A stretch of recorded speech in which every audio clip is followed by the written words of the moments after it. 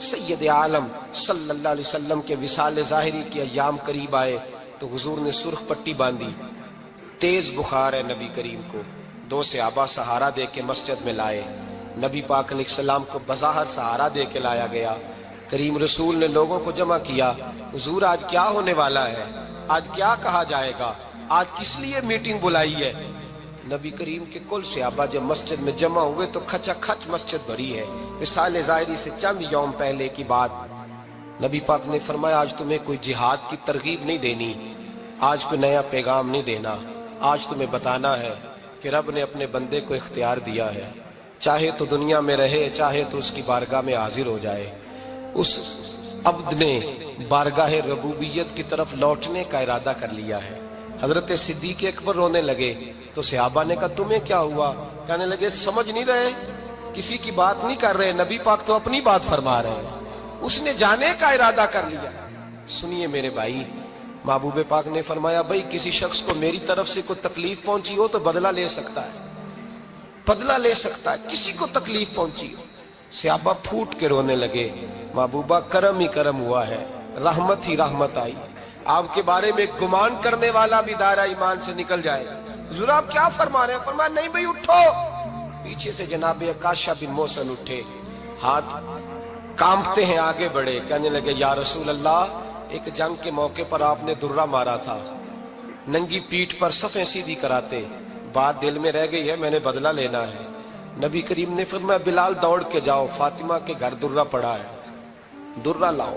سیدنا بلال حبشی کہتے میں گیا، دستک دی، سیدہ طیبہ طاہرہ حضرت فاطمہ فرمانے لگی بلال کیسے آئے ہو؟ اماں جی وہ درہ چاہیے تھا۔ سیدہ کو تشویش ہوئی، کہنے لگے بلال نہ تو جنگ پہ جانا ہے، نہ جہاد ہے، نہ کوئی ایسا موقع ہے، حضور کی تو طبیعت مبارک بظاہر بڑی علیل ہے، درہ کیا کریں گے؟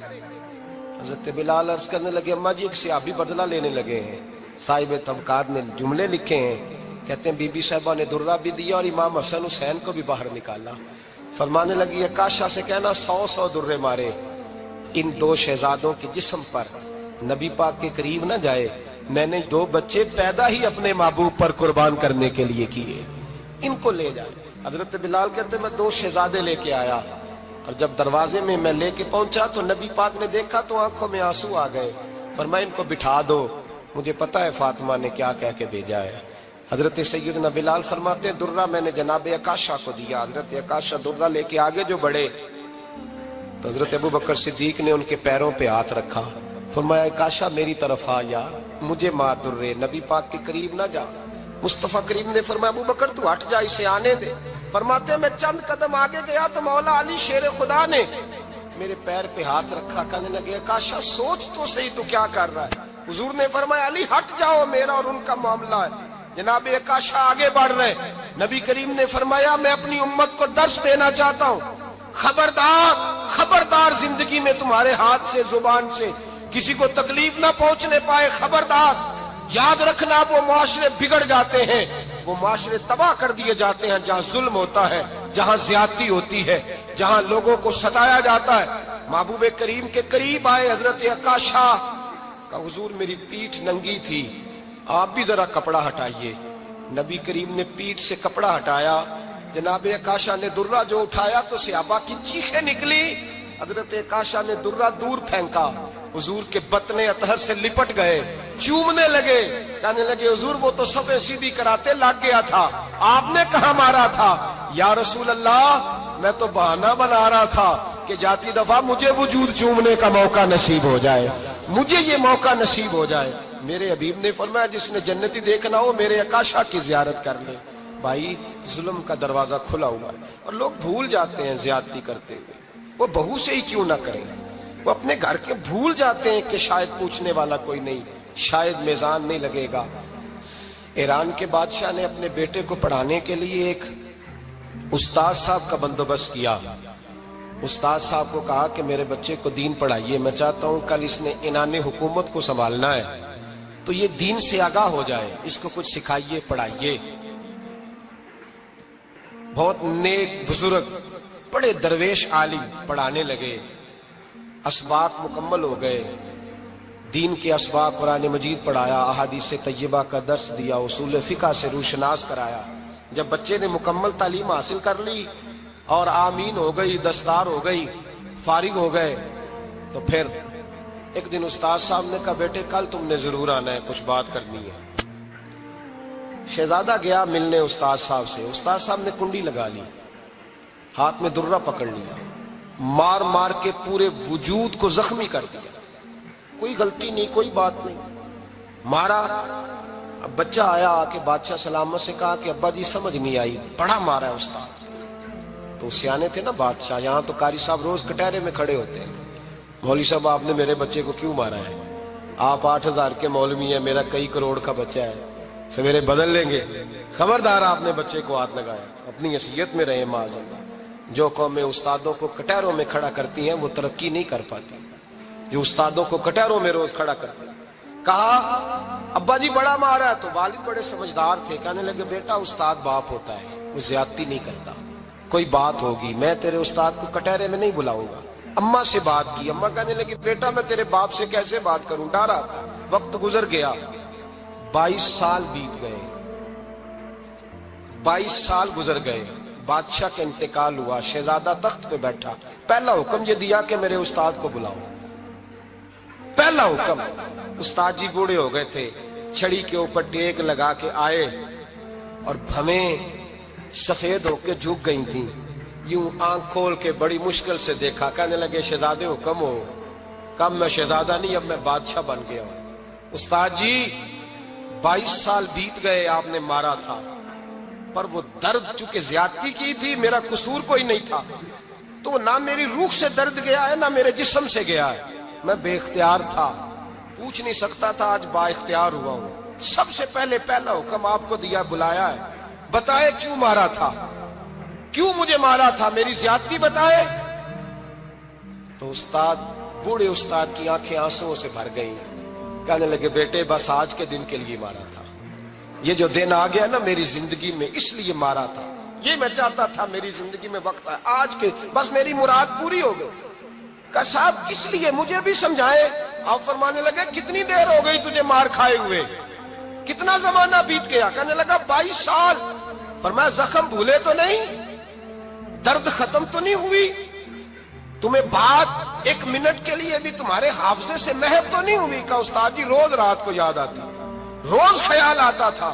استاد کہنے لگے بھائی تو بے اختیار تھا، پوچھ نہیں سکا، 22 سال تجھے یاد رہا، مجھے پتا تھا تو ایک دن حکمران بنے گا، میں نے تجھے اس لیے مارا تھا کہ بیٹے یاد رکھنا، کسی پہ ظلم نہ کرنا، اگر تجھے 22 سال تک یاد رہا ہے تو جس پر تو ظلم کرے گا اسے بھی قیامت تک یاد رہے گا، اور یہ یاد رکھنا تو آج با اختیار ہوا تو تو نے مجھے بلا لیا ہے، قیامت کے دن غریب با اختیار ہو جائیں گے، مظلوم با اختیار ہو جائیں گے، وہ با اختیار ہوں گے للہ الواحد القہار، رب کریم کی بارگاہ کے اندر ان کا اختیار ہوگا، اکیلے اللہ کی حکمرانی ہوگی، پھر وہ بلائیں گے بڑے بڑے کج کلہ، دنیا میں جن کی پگڑیاں اونچی تھی وہ سر جھکائے کھڑے ہوں گے، دنیا میں جو ڈکٹیٹر بنتے تھے ان کی پشتیں لال ہوں گی، ان کو غدار لکھا جائے گا، قیامت تک نہیں بھولے گا۔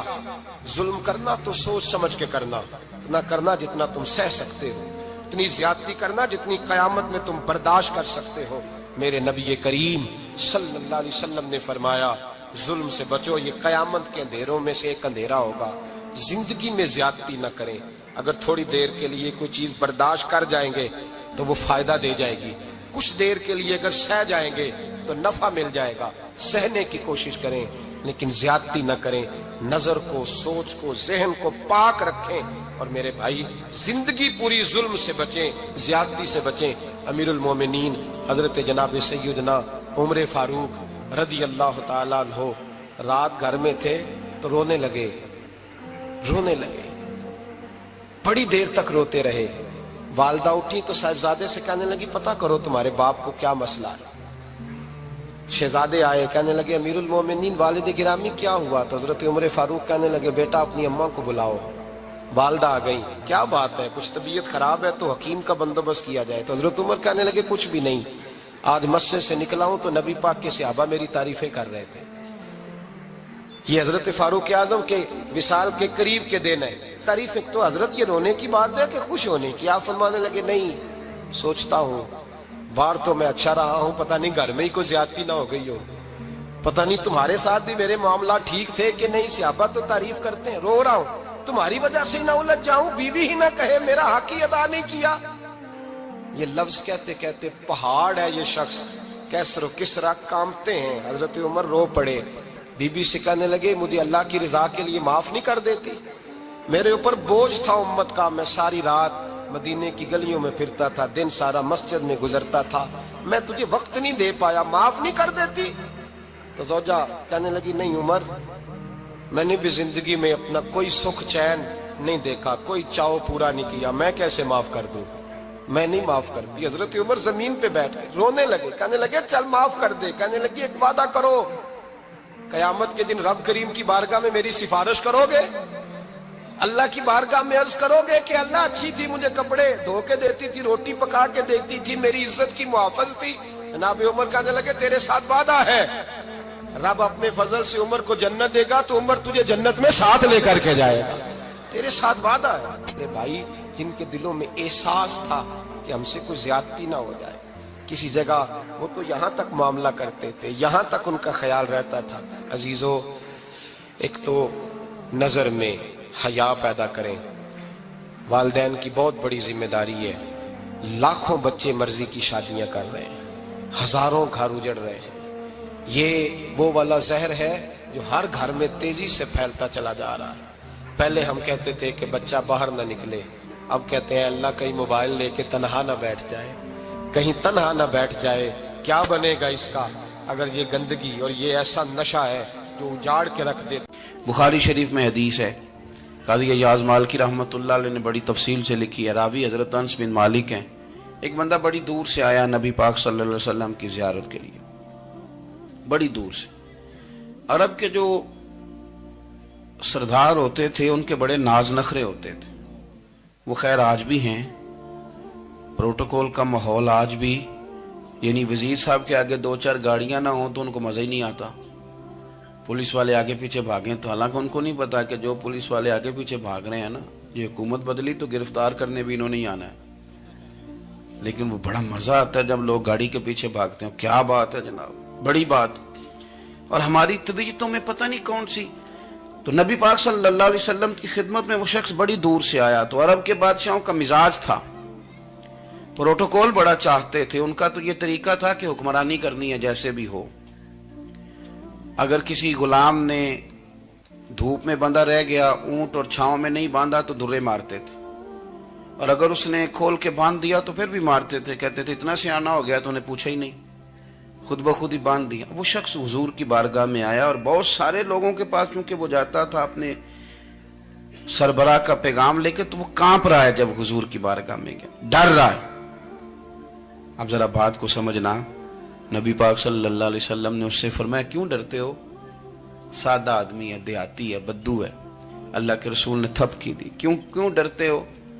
تو کہتے حضور مجھے آداب نہیں آتے اور مجھے ڈر آتا ہے، کوئی بات اگر ایسی ہو گئی، آپ مدینے کی حکومت کے سربراہ ہیں، تو کہیں آپ ناراض نہ ہو جائیں۔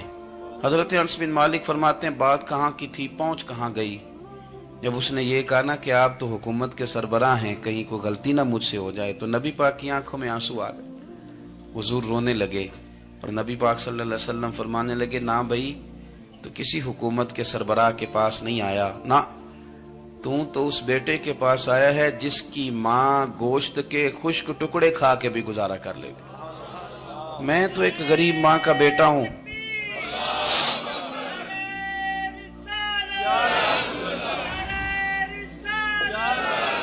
بھائی اگر آپ کا یہ ذوق بن جائے، دیکھو نا آج تو لوگ بھول جاتے ہیں نا، کپڑے بدل لیتے ہیں تو وہ سمجھتے ہیں کہ شاید سارا کچھ ہی بدل گیا، یعنی گاؤں سے آ کر پڑھنے والے بھول ہی گئے ہیں کہ کس کی ماں نے کتنا زیور بیچا تھا۔ لوگ بھول جاتے ہیں چیزوں کو، اپنے ماضی کو یاد رکھیں، آپ لوگوں کے ساتھ پیار کریں، آپ لوگوں کو موقع دیں، آپ تھوڑی سی اور کوشش کریں اس شخص تک جانے کی جو آپ کو مایوس نظر آ رہا ہے، پریشان نظر آ رہا ہے۔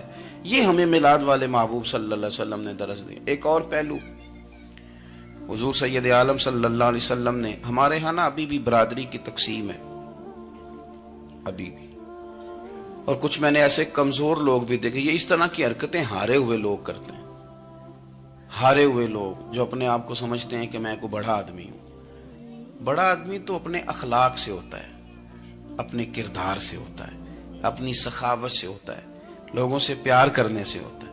باقی یہ کہ بیٹھ کے کہانی سنانا کہ میں بڑا کچھ کرتا ہوں, تو جو کچھ کرتا ہوتا ہے اسے سنانے کی کوئی ضرورت. ایک کو بہت سارے لوگ آپ تعزیت کرنے جائیں نا والد کے انتقال کے بعد, تو ان بیچاروں کو بتانا پڑتا ہے کہ ابا جی میرے بغیر دوائی نہیں کھاتے تھے. تو میں کہتا ہوں اگر تیرے بغیر نہیں کھاتے تھے پھر بتانے کی ضرورت نہیں, پھر تو سارے گاؤں کو پتا ہوگا کہ تیرے بغیر نہیں کھاتے تھے. اور اگر کوئی دال میں کالا ہے تو پھر تیری وضاحت کوئی بندہ قبول نہیں کرے گا. تو آپ کو بتانا کیوں پڑ رہا ہے, اور آپ بار بار اس بات کا ذکر کیوں کر رہے ہیں کہ ہم بہت بڑے قبیلے کے ہیں؟ صاحب اگر آپ بڑے قبیلے کے ہیں تو پتا ہوگا سارے علاقے کو آپ کتنا لوگوں کا خیال کرتے ہیں, آپ کس قدر محبت کرتے ہیں, آپ کا انداز کریمانہ کس طرح کا. پھر آپ کو بتانے کی کوئی ضرورت نہیں ہوتی, پھر خود بخود خبر ہوتی ہے.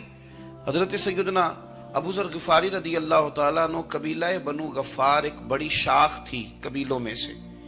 جو لوگ اس زمانے میں مالدار قبیلوں سے تعلق رکھتے تھے ان میں سے ایک بڑا نام تھا. ساری زندگی چودراہٹ کی, لیکن میلاد ایک انقلاب کا نام ہے. میں میلاد منانے والے دوستوں سے گزارش کرتا ہوں کہ آپ ہر سال میلاد منائیں, اور ہر سال میلاد کے بعد آپ تھوڑے بدل بھی جائیں, یعنی تھوڑے سے بدل جائیں. کچھ لوگ کہیں یار یہ داڑھی میں نے نا 12 ربیع الاول والے دن رکھی تھی, یہ میری میلاد والی داڑھی ہے. اور داڑھی رکھیں بھی نبی پاک کی مرضی کی. کس کی مرضی کی؟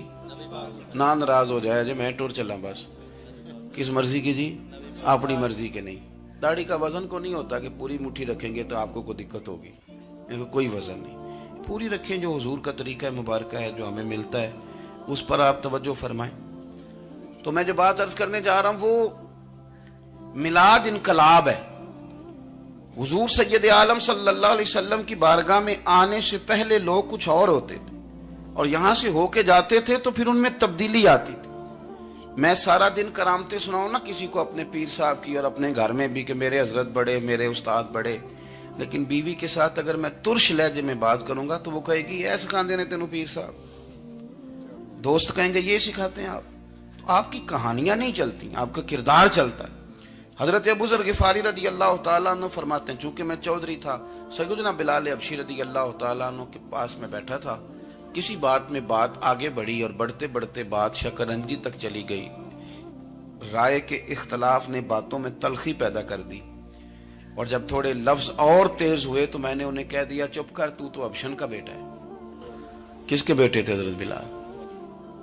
کہتے ہیں جب انہوں نے مجھے کہا تو میرا دل بڑا ٹوٹا, لیکن میں نے ارادہ کیا کہ میں نے حضور کی بارگاہ میں نہیں عرض کرنی. اب ہر بات کی ہم حضور کی بارگاہ میں شکایت کریں. لیکن میں جا کے مسجد میں بیٹھا, اور جب سرکار آئے نا, ارادہ نہیں تھا کہ عرض کروں گا, لیکن حضور کا چہرہ دیکھا تو دکھ میرا خود ہی تازہ ہو گیا. رونے کا بھی تو تب ہی مزہ آتا ہے نا کوئی اپنا ملے تو. فرماتے ہیں کہ میرے آنسو نا بغیر اختیار کے چھلک پڑے, اور میں کھل کے روئے, کھل کے. قربان جاؤں محبوب کے بھی حضور نے پاس نہیں بلایا, بلکہ نبی پاک اٹھ کے خود میرے پاس آئے اور مجھے کندھوں سے پکڑ کے سینے سے لگایا. اور جب میں کھل کے رو لیا تو حضور میرے آنسو پوچھنے لگے. کچھ شعر ایسے ہوتے ہیں جو کسی نے کہے ہوتے ہیں, اور کہنے والا جو ہوتا ہے وہ صاحب حال ہوتا ہے, تو اس میں کچھ خوبصورتی زیادہ ہی ہو جاتی ہے. ایک پنجابی کے شاعر ہمارے گجرات میں گزرے, بزرگ تھے, ان کا ایک شعر ہے, وہ کہتے ہیں ایک واری میری آنکھیاں چوں اونا نے اتھرو پونجے سن. ایک واری میری آنکھیاں چوں اونا نے اتھرو پونجے سن, ہن تے چسکا پہ گیا رونے دا. ایک واری میری آنکھیاں چوں اونا نے اتھرو پونجے سن, ہن تے چسکا پہ گیا رونے دا, تے ہر ویلے آہو زاری دا. تو میں روز رونے لگا ہوں, مزہ ہی بڑا آیا ہے جب سے محبوب نے چپ کرانا شروع کیا میرے عزیز. اور پھر حضرت بلال حبشی رضی اللہ تعالیٰ عنہ چونکہ حضور کے غلام تھے, اور انہیں پتا تھا کہ سرکار میری ناز برداری کرتے ہیں, حضور نے چپ کرایا. فرمایا کیوں روتے ہو؟ تو عرض کرنے لگے یا رسول اللہ صلی اللہ علیہ وسلم, اگر میں ابشن کا بیٹا ہوں تو میری تو غلطی کوئی نہیں نا, یہ تو تقسیم اللہ کی ہے نا.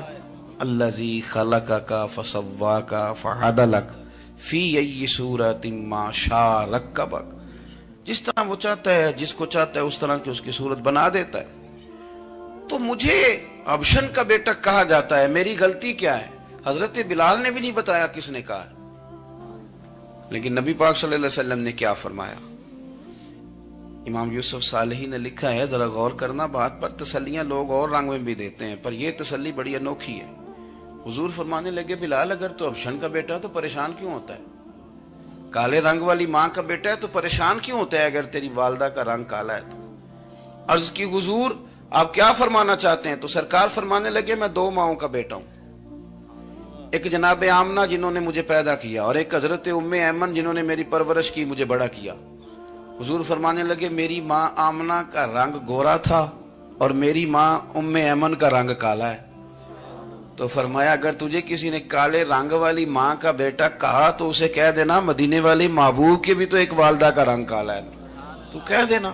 حضرت بلال کہتے ہیں کہ وہ اس طرح کی تسلی تھی، طفل تسلیاں نہیں جس طرح کی ہمیں دی جاتی، وہ اس طرح کی خوبصورت تسلی تھی کہ اس کے بعد میرا دل ایسا ٹھنڈا ہوا، پھر کسی کا تانا نہیں رہا، پھر کسی کی تکلیف نہیں رہی۔ رسول پاک صلی اللہ تعالی علیہ وسلم نے یہ جو آج تقسیم ہے ہمارے ہاں اونچ نیچ کی، چھوٹے بڑے کی، ذات برادری کی، حضور فرماتے ہیں میں نے پاؤں کے نیچے رکھ کے کچل دی، اب اس کا کوئی سٹیٹس نہیں رہا، اب یہ کوئی معاملہ نہیں۔ پھر میرے بھائی ایک معاملہ ہمارے اندر جو اور بڑی شدت کے ساتھ آیا ہے اور جس نے بڑا زور پکڑا ہے، وہ یہ ہے کہ ہم نا پڑھے لکھے لوگوں سے معذرت کے ساتھ، پڑھے لکھے لوگوں کا بھی ایک مسئلہ ہے، وہ دوسروں کو جاہل کہنا ضروری سمجھتے ہیں، الا ماشاءاللہ۔ میں اکثر کہتا ہوں کہ یہ تو آسان کام ہے نا، آپ نے کہہ دیا جاہل نہیں جی سارے پنڈ والے، یہ تو بڑا آسان کام ہے، تو جان چھڑانے والی بات ہے۔ ان پڑھ ہیں جی اس قوم دا کچھ نہیں بن سکتا، بھی تو آسان کام ہے، جان چھوٹ گئی۔ میں بھی کھڑا ہوتا ہوں نماز جنازہ کی امامت کرنے کے لیے، کبھی تو کہہ دیتا ہوں کہ جناب آج لوگوں کو نماز جنازہ کی دعا نہیں آتی، تو سوچتا ہوں کہ اگر کسی نے کھڑا کر کے پوچھ لیا کہ آپ نے کتنے لوگوں کو یاد کرائی ہے، ہم نے کبھی کہا کہ آؤ بیٹھو یاد کراؤں، تو اس کا جواب کیا ہے؟ تنقید کرنا آسان کام ہے اور تعمیر کرنا یہ مشکل مرحلہ ہے۔ عزیز دوست، ہمارے ہاں نا ان پڑھ بندے کے ساتھ اور اس بندے کے ساتھ جس کی سوچیں محدود ہیں، ہمارا رویہ اتنا تلخ ہوتا ہے۔ بھائی مزہ تو تب آتا ہے نا جب آپ کو، کچھ لوگ کہتے ہیں میں اچھے کے ساتھ اچھا ہوں، تو اچھے کے ساتھ تو ساری دنیا اچھی ہوتی ہے، آپ نے اس میں کیا کمال کیا؟ ترجیح آخرت کو، اللہ کی ذات کو۔ ہماری آخرت کس طرح ٹھیک ہو سکتی ہے، آخرت میں کامیاب کس طرح ہو سکتے ہیں، آخرت میں اللہ تعالیٰ کی رضا کیسے پا سکتے ہیں، اس کو ترجیح دینی چاہیے۔ نبی پاک صلی اللہ تعالیٰ علیہ وسلم کے بہت سارے صحابہ بڑی شانوں والے، ایک صحابی کا ہم آج ذکر کرنے جا رہے ہیں جن کا نام ہے حضرت ابو ذر غفاری رضی اللہ تعالیٰ۔ ہمارے صوفیاء تصوف میں ایک جملہ بولتے ہیں کہ تیرا تو فقر بو ذر ہے، یعنی جن کو صحیح درویش کہتے ہیں نا، صحیح درویش۔ مولا علی شیر خدا رضی اللہ تعالیٰ عنہ فرمایا کرتے، دو ہی تو بندے ہیں جو رب کے رستے میں کسی شے کی پرواہ نہیں کرتے۔ حضور کون سے؟ فرمایا ابو ذر غفاری ہے اور دوسرے علی المرتضیٰ ہے۔ مولا علی فرمایا کرتے یہ نا مسلمانوں میں سے چوتھے یا پانچویں مسلمان ہیں، شروع سے ایک سلیم الطبع آدمی، کچھ لوگ طبعاً بڑے نفیس ہوتے ہیں، طبعاً ہی اللہ کی طرف سے شروع سے ہی۔ ان کا جو قبیلہ تھا بنو غفار، وہ راہزنی کرتا تھا، لوگوں کو لوٹ لیتا تھا، شروع میں یہ کام کیا، لیکن جب کچھ لوگوں کی چیخیں کانوں میں گئیں تو چھوڑ دیا، فرمایا نہیں یار طبیعت نہیں مانتی، اور نبی پاک کا کلمہ پڑھنے سے پہلے ہی بتوں کی پوجا چھوڑ کے رب کی عبادت شروع کر دی۔ لوگ پوچھا کرتے تھے آپ عبادت تو کرتے تھے پر منہ کدھر کرتے تھے؟ فرماتے تھے جدھر وہ کرا لیتا تھا کر لیتے تھے۔ کسی نے انہیں بتایا کہ مکے میں ایک شخص ہیں جنہوں نے اعلان نبوت کیا ہے، آپ کی طرح کی باتیں کرتے ہیں۔ انہوں نے اپنے بھائی کو بھیجا، ان کا نام انیس تھا، پتہ کر کے واپس آئے، بھائی کہنے لگے ابو ذر، ان کا نام جندب ہے، اصل میں ذر ان کے بیٹے کا نام ہے اور کنیت سے زیادہ معروف ہیں، ابو ذر غفاری کہلاتے ہیں۔ فرماتے ہیں کہ بھائی نے آ کے بتایا کہ وہ نیکی کا حکم دیتے ہیں، برے کاموں سے منع کرتے ہیں، صلہ رحمی کا پیغام دیتے ہیں، لیکن لوگ سارے مخالف ہیں۔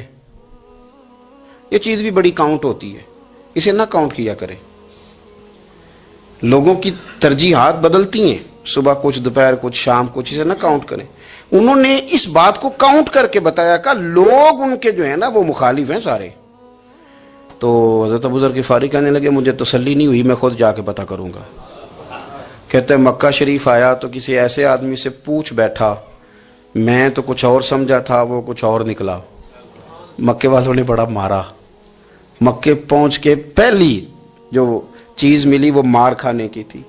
اب میں ڈرتے کسی سے پوچھتا ہی نہ، بھوک بھی بڑی تھی، رہنے کو جگہ نہیں تھی، حرم شریف میں لیٹا رہتا تھا. میرے نصیب دیکھو، مجھے ایک شخص نے نہ آ کے ہلایا، کہنے لگے اگر مناسب سمجھیں تو میں آپ کو دیکھ رہا ہوں کافی دیر سے، آپ کوئی پردیسی ہیں، آپ کا اپنا مہمان نہ بنا لوں. تو میں نے کہا آپ کا کیا نام ہے؟ کہنے لگے میرا نام ہے علی ابن ابی طالب. کہتے ہیں مولا کائنات گھر لے گئے، کھانا بھی کھلایا، جگہ بھی دی سونے کو، خدمت بھی کی، لیکن چونکہ میں تو پہلے ایک سے پوچھ کے مار کھا بیٹھا تھا، میں نے پوچھا نہیں میں کدھر آیا ہوں. رات رہے، اگلی رات بھی رہے، لیکن میں نے بتایا نہیں میں کس کام آیا ہوں. حضرت ابو ذر غفاری رضی اللہ تعالیٰ عنہ کہتے ہیں خود ہی مولا علی نے پوچھا بتا سکتے ہو کیسے آئے ہو؟ میں نے کہا رات رکھ لو گے؟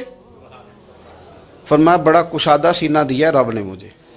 تو بات تو کہنے لگے یار میں تو محمد مصطفیٰ کی زیارت کرنے آیا صلی اللہ تعالی علیہ وسلم. یہ بے نیاز لوگوں میں سے ہیں حضرت سیدنا ابو ذر غفاری. میں حضور کی زیارت کے لیے، حضرت علی کہنے لگے سویرے لے چلوں گا. انسان بزدل نہیں ہوتا، ہر انسان بزدل نہیں ہوتا، اور بلا وجہ ٹکراؤ کی پالیسی بنا لینا یہ بھی سیانے لوگوں کا کام نہیں. حکمت کے تقاضوں کے مطابق چلنا یہ بھی دلیر لوگوں کا ہی کام ہوتا ہے. حضرت مولا علی کہنے لگے صبح لے کے چلوں گا پر حالات ٹھیک نہیں. شرارتی لوگ ہر جگہ ہوتے ہیں، اگر کوئی شرارتیوں کا ٹولہ ملا نا جو کھڑا ہوگا جاسوسی کرنے کے لیے کہ حضور کی طرف کون کون جا رہا ہے، تو میں نیچے جھکوں گا جوتے کا تسمہ ٹھیک کرنے کے لیے. لیکن آپ نے نہیں کھڑے ہونا، آپ نے چلتے رہنا ہے تاکہ کسی کو شک نہ ہو. کہتے ہیں اس ترتیب سے حضرت علی مجھے لے کے گئے. میں حضور کی بارگاہ میں پہنچا. مولا علی کہتے ہیں بڑے بڑے لوگ سوال کرتے تھے پر یہ شروع سے سلیم الطبع تھے. مجھے کہہ لینے دینا، جنہوں نے ماننا ہوتا ہے وہ لمبے سوال کرتے ہی نہیں. مان جو لیا تو لمبے سوالوں کی ضرورت ہی کوئی نہیں. کہتے ہیں لوگ بڑے بڑے سوال کرتے تھے پر ابو ذر نے 2-3 باتیں پوچھیں اور آگے جا کے کہنے لگے حضور ہاتھ بڑھائیں مجھے کلمہ پڑھائیں. نبی پاک صلی اللہ علیہ وسلم نے کلمہ پڑھایا. فرمایا باہر جا کے نا ابھی ذکر کرنا کہ تم مسلمان ہو گیا، یہ ماریں گے. عرض کی حضور انہیں مارنے دے، میں آیا بھی مار کھا نہیں ہوں، انہیں مارنے دے نا. پڑا فلک کو کبھی دل جلوں سے کام نہیں. داغ دہلوی نے کہا تھا پڑا فلک کو کبھی دل جلوں سے کام نہیں، اور جلا کے راکھ نہ کر دوں تو داغ نام نہیں. ماری تو کھانے آئے ہیں، مارنے دے، کرنے دے زور جتنا لگانا ہے لگانے دے. باہر جا کے اعلان کیا. مکے والوں نے مارا، اتنا مارا کہ بے ہوش ہو گئے. پھر کسی نے بتایا کہ تم نے گزرنا بھی ہے ان کے علاقے سے، بنو غفار سے، پھر ان کا پتہ بھی ہے یہ لوگ بڑے سخت ہیں. پھر چھوڑا. تبن بڑے جلالی تھے، زاہد مزاج تھے. فرماتے تھے کہ جو تمہاری ضرورت سے زیادہ ہے وہ سارا صدقہ کرو. کنز کے معاملے میں ان کا رویہ یہ تھا. صرف حضرت صدیق اکبر کو کچھ نہیں کہا انہوں نے، باقی حضرت عمر جیسے آدمی کو بھی کھڑا کر کے کہہ لیتے تھے یہ مال کیوں رکھا ہوا ہے خزانے میں، بانٹتے کیوں نہیں سارا. اور جناب عثمان غنی رضی اللہ تعالیٰ عنہ کے ساتھ تو باقاعدہ کئی دفعہ اس موضوع پر گفتگو کی.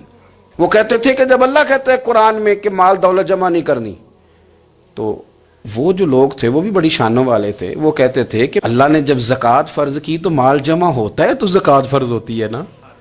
جب فطرانے کا کہا تو مال ہوتا ہے تو فطرانہ آتا ہے نا.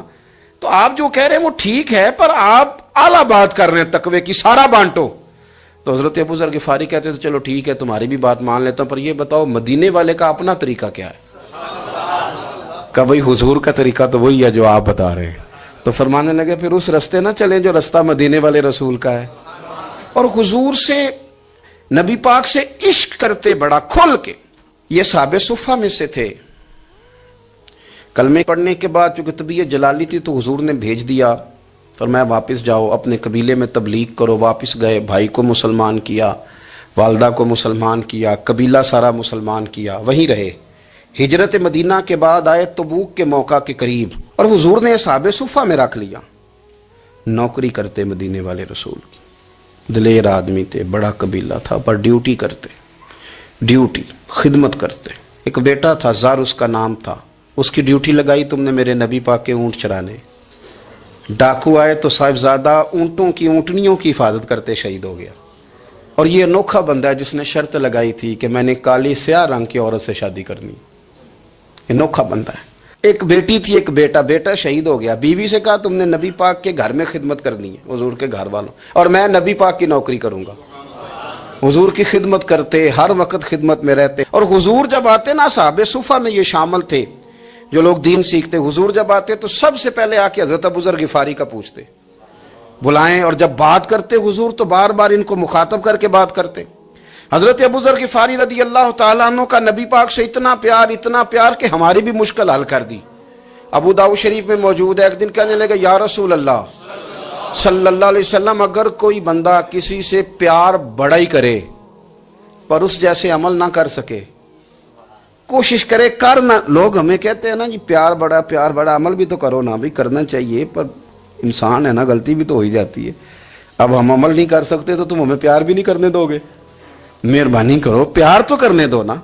हजरत अबू ज़र गिफारी ने कहा, अबू दाऊद शरीफ में मौजूद है, या रसूल अल्लाह सल्लल्लाहु ताला अलैहि वसल्लम, हुजूर प्यार बड़ा करे पर उन जैसे अमल ना करे तो हुक्म क्या है? तो हुजूर ने फरमाया प्यार सच्चा करे, अल्लाह क़यामत के दिन जिससे मोहब्बत करेगा ना उसके साथ ही दोनों को इकट्ठा फरमा देगा। तो हज़रत अबू ज़र ने फौरन कहा, हुजूर फिर मुझे आपसे भी बड़ा प्यार है, रब से भी बड़ा प्यार है। फरमाया फिक्र ना करना, जन्नत में इकट्ठे ही जाएंगे। इतनी मोहब्बत रसूल पाक की ज़ात के साथ हुजूर की नौकरी करना। एक दिन खिदमत करते करते सो गए। हुजूर मस्जिद में आए पता करने कि अबू ज़र आराम कर रहा है। ये भी मज़ा होता है, ख्याल रखना अपने दरवेशों का, क्या खाया क्या पिया, कहाँ सोए। हुजूर रात को आए, ये सोए हुए थे। फरमाते हैं हुजूर ने मेरा अंगूठा हिलाया, मैं उठ के बैठ गया, हुजूर भी मेरे पास बैठ गए। और मैं अबू ज़र बड़ा प्यार करते हो, सोने आपको पता ही है। कहा यार तू बड़ी नौकरी करता है, एक दिन वो भी आएगा जिस दिन तुझे मेरी मस्जिद और मेरे शहर से जाना पड़ेगा, फिर क्या करोगे? तो अर्ज़ की हुजूर किसी की ताकत है मुझे आपके शहर से निकाले, मैं तलवार निकाल लूँगा। तो नबी पाक ने फरमाया तलवार ना निकालना, जहाँ तुम्हें भेजा जाए चुप करके चले जाना। हुजूर कब तक? फरमाया जब तक अल्लाह तेरी और मेरी मुलाकात नहीं करा देता, यानी विसाल तक। ये वाहिद शख्स हैं कि हुजूर के विसाले ज़ाहिरी का वक्त आ गया तो फरमाया कोई मेरे अबू ज़र को बुलाओ। जब ये आए तो हुजूर लेटे हुए थे, ये झुके नबी पाक की तरफ, हुजूर मैं हाजिर हूँ। तो हुजूर ने पकड़ के सीने के साथ लगा लिया। मेरे रसूल पाक सल्लल्लाहु अलैहि वसल्लम की खिदमत में एक दफ़ा अर्ज़ करने लगे, हुजूर मुझे सूबे का गवर्नर बना दें। तो नबी पाक ने फरमाया अबू ज़र मैं ओहदे पसंद नहीं करता, तो तुम्हें भी मैं कहता हूँ ओहदा ना लेना, तुम्हें भी कहता हूँ ओहदा ना लेना। फरमाया अबू ज़र मैं जो चीज़ अपने लिए पसंद करूँगा तुम्हें भी उसी का मशवरा दूंगा। तुम बंदे अच्छे हो पर यह काम तुम्हारे बस का नहीं है। बड़े जाहिद आदमी मेरे रसूल करीम सल्लल्लाहु ताला अलैहि वसल्लम ने इनके बारे में फरमाया जिस तरह नबियों में हज़रत ईसा अलैहिस्सलाम हुए। हज़रत ईसा देखे ना, अंबिया में अल्लाह ताला ने हर किस्म की अज़मत नबियों को दी। जनाबे सुलेमान अलैहिस्सलाम का तो तख्त भी हवा में उड़ता था, जिन तक ताबेदार थे। और नबियों में हज़रत ईसा भी हैं जिनके पास घर भी कोई नहीं, शादी भी कोई नहीं की, ईंट सराहने रख के तकिया बनाते। एक उनके पास कंघी थी और एक प्याला था। देखिए जो बंदा नेक हो ना, वो भी नेक हैं, अल्लाह के नबी हैं। आप अपना तकवा मुसल्लत नहीं करेंगे, जो वो कर रहे हैं वो भी मुखलस होके कर रहे हैं। हुकूमतें जो चलानी है तो वो किसने चलानी है? अगर नेक बंदे नहीं आएंगे तो गलत लोग आएंगे, कौमों पे जुल्म करेंगे, वो भी अपनी जगह ठीक है। लेकिन ये जो कर रहे हैं ये बात भी अपनी जगह बिल्कुल ठीक है। हम पता क्या करते हैं, हम चीजों को मुसल्लत करते हैं, एक दूसरे पर मुसल्लत नहीं करें चीजों को। आप जो कर सकते हैं, जो रास्ता आपको सही लगता है इख्तियार कर ले। यही तो हमारे दीन का हुस्न है कि सारे रास्ते वाज़े करके हमें दिखाता है। हजरत ईसा अलैहिस्सलाम ने एक दिन देखा कि एक बंदा ना उंगलियों के साथ अपने बाल सीधे कर रहा है। तो आपने फरमाया यार कंघी के बगैर भी काम चल सकता है, कंघी भी खैरात कर दी। देखा एक बंदा हाथ का तकिया बना के लेटा है, तो फरमाया ईंट भी दे दो, किसी के काम आ जाएगी। एक दिन देखा कि एक बंदा ना यूं चुल्लू में पानी पी रहा है, फरमाया प्याला भी रहने दो, इसके बगैर भी काम चल ही जाता है। जनाब ईसा का ये ज़ुहद था, میرے نبی پاک علیہ السلام نے فرمایا جس نے جناب عیسیٰ کا زہد دیکھنا ہو وہ میرے ابو ذر غفاری کو دیکھے، ان کو دیکھے، یہ دنیا میں جناب عیسیٰ کے زہد کے مطابق چلتے پھرتے ہیں۔